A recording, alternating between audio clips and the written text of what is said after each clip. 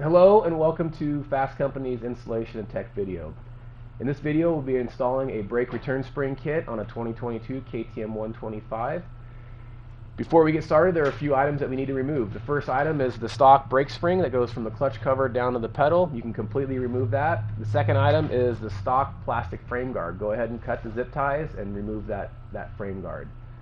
Next step, you'll grab your 10mm open end wrench and you will break loose the bottom jam nut on the stock heim joint. Go ahead and break it loose and then thread it back up till it hits the bottom of the plunger and just leave it there for now. After you've broke the jam nut loose, you'll go ahead and remove the 6mm bolt from the heim joint.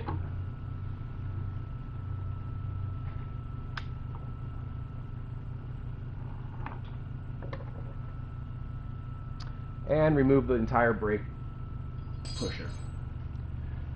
You've got the jam nut already broken loose. Next, you'll want to mark where that jam nut is located. It'll help orientate the brake pedal free play once you put everything back together. So go ahead and mark that. Let's move on to the next step.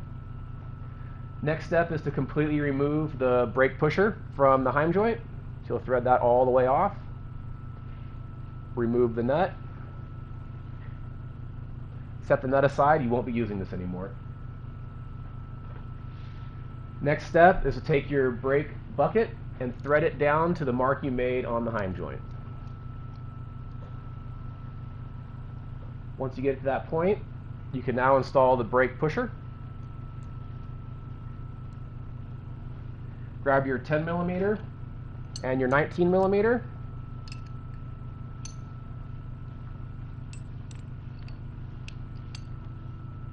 And go ahead and lock this in place.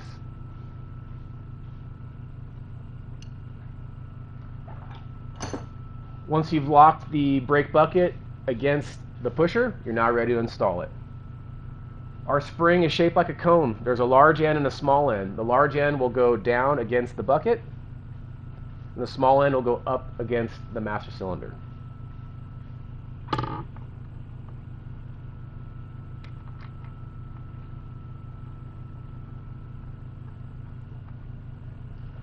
Go ahead and get your 6mm bolt started. Grab your T-handle. Thread this all the way up, and before you cinch it down, go ahead and hold up on the brake pedal. Tighten that bolt, and you're ready to go. Double check the free play in the pedal to make sure it was where it was at before you started. If you need to make an adjustment, you'll thread that cone up or down depending on which way you need to go. After everything is done, you'll want to put your stock frame guard back on. Depending on the year and the model KTM, you may need to take a Dremel or a file and file the back half of this frame guard so that it doesn't interfere with the brake return spring when it comes up to its resting position.